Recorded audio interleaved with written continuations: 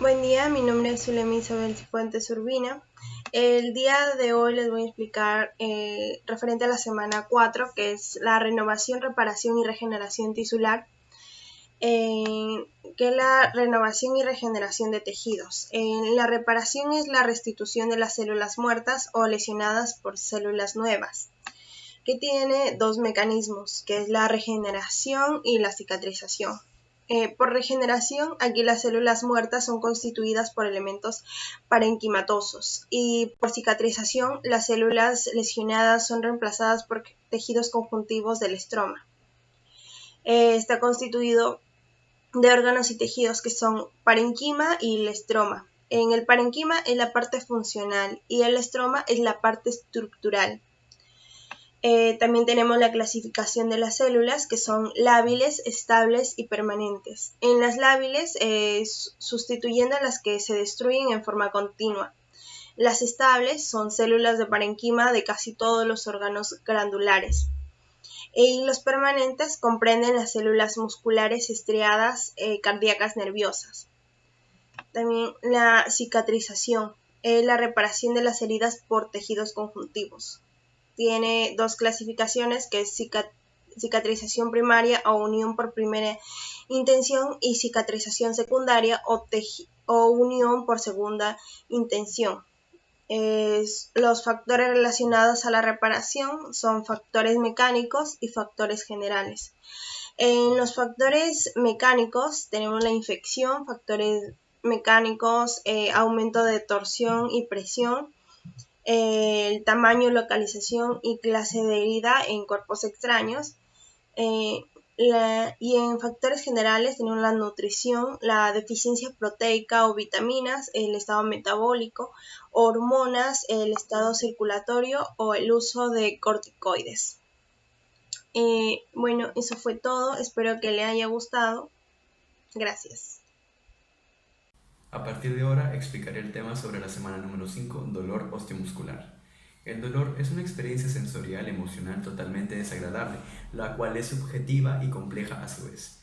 Es algo que todos vamos a experimentar a lo largo de nuestra vida.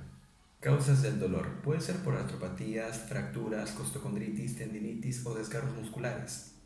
También tenemos que conocer los tipos de dolor. Primeramente por su localización.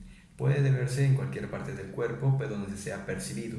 El tipo de dolor puede ser cortante, lacerante, cólico o punzante.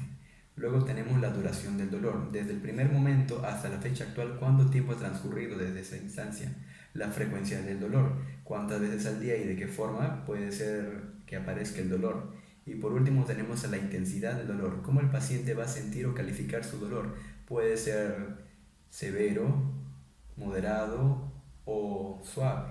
La clasificación etiológica del dolor puede entenderse de tres formas: dolor neuropático, dolor mixto, dolor nociceptivo. El dolor neuropático tiene unos ejemplos, que es neuropatía por diabetes, neuralgia por componentes posherpético, neuralgia del trigémino y neuropatía asociada al SIDA. El dolor mixto se entiende por dolor musculoesquelético con características nociceptivas. Puede ser por radiculopatías, por lumbalgias, dolor posoperación de columna y dolor por el cáncer. El dolor nociceptivo se entiende por lo que son inflamación, dolor articular, dolor por traumas, contusiones, fracturas. En las aplicaciones clínicas daré los siguientes ejemplos. La primera, puede usarse una escala de EVA para calificar el dolor si es de severo, moderado o leve. Segundo, tenemos la prueba de rangos articulares para ver en qué parte o a qué grado el paciente puede referir dolor. Y tercero, tenemos la aplicación de tensión sobre los músculos o tendones. A la hora de ejercer presión, este va a sentir un tipo de dolor. Buenos días, mi nombre es Jesús Alfredo Pacheco. Ahora voy a presentar el tema de la sexta semana, osteoporosis. La OMS la define como una enfermedad de los huesos caracterizada por una baja densidad de masa ósea y el deterioro de las microestructuras del tejido óseo, aumentando así el riesgo de sufrir fracturas y su fragilidad. Puede clasificarse en dos. Tenemos a la osteoporosis primaria, que es posmenopáusica porque va a referirse a mujeres de 51 a 75 años de edad, y senil puede entenderse que acá es personas mayores de 60 años, tanto hombres como mujeres. La osteoporosis secundaria va a entenderse por la ingesta de fármacos o patologías concomitantes o por una osteopenia. que es el desequilibrio entre las células, los osteoblastos y los osteoclastos, que van a encargarse de remodelar el tejido óseo. Los huesos que pueden llegar a fracturarse con mayor frecuencia en la osteoporosis van a ser las vértebras dorsales, las vértebras lumbares, las muñecas y la cadera. Ahora vamos a hablar de las causas sobre la osteoporosis. En mujeres puede darse por entrar a una edad menopáusica, puede darse también por antecedentes familiares con osteoporosis, por el consumo excesivo de café, alcohol y tabaco, por tener una alimentación baja en calcio, por tener poca actividad física y también puede ser por el uso de esteroides o de medicamentos anticonvulsionantes. ¿Cómo prevenir la osteoporosis? Podemos tratar de tener una buena alimentación rica en calcio y en vitamina D, tratar de tomar el sol de manera moderada, evitar el consumo excesivo de proteínas de origen animal y tratar de evitar tener hábitos nocivos como el alcoholismo, el tabaquismo y el sedentarismo.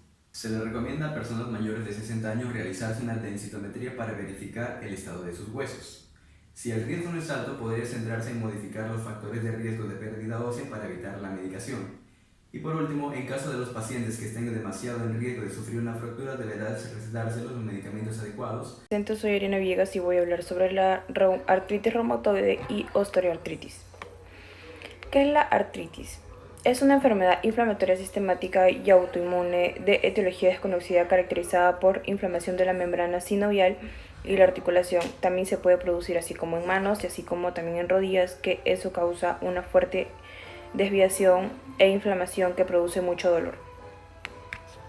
¿Qué es la artritis reumatoide? Es una de las formas de la artritis más frecuente que puede generar y afectar a todas las articulaciones, provocando inflamación de los cartílagos y membrana sinovial alrededor de las uniones de los huesos. Se lo considera una enfermedad autoinmune en la que se producen anticuerpos contra el propio organismo. Sus causas. No existe ninguna causa definida, pero existen factores de riesgos para padecerla. ¿Qué es una artritis reumatoide? Es una forma común de artritis que produce inflamación en el revestimiento de las articulaciones, causando dolor, hinchazón y dolor en la articulación, como por ejemplo que ya les dije que podría ser dolor en las articulaciones de los huesos de las manos, así como en rodilla. La artritis reumatoide tiende a persistir durante muchos años, suele afectar diferentes articulaciones del cuerpo. Una de las manifestaciones clínicas es que hay ardor, hipersensibilidad, enrojecimiento y dolor frecuente en las articulaciones, además de dificultad de movimiento en las mismas. Si no se trata a tiempo, conduce a deformidades en las articulaciones, así como discapacidad y puede resultar permanente. Puede perder apetito, dificultad, puede adelgazar, no puede tener hambre, poca energía, puede tener un número de glóbulos rojos más bajos de lo normal. Otra de las manifestaciones clínicas es que se buscará inflamación, calor y movimiento limitado en las articulaciones, además de nódulos o bultos bajo de la piel. Uno de los tratamientos de la artritis, por ejemplo, es una enfermedad que actualmente no tiene cura. Sin embargo, los tratamientos actuales suelen ser muy efectivos. Los antiinflamatorios no esteroides son sintomáticos y suelen utilizarse en periodos de poco control de la enfermedad, ya que los fármacos modificadores de la enfermedad frenan de la enfermedad y enlentecen la destrucción y deformidad de las articulaciones y son fundamentalmente en el tratamiento de la artritis. Una de las prevenciones de la artritis reumatoide, como por ejemplo, es hacer ejercicios terapéuticos y terapia ocupacional. Lo que no se debe hacer o lo que debes evitar es evitar el sobrepeso, trabajos repetitivos con sobrecarga y no fumar. Bueno,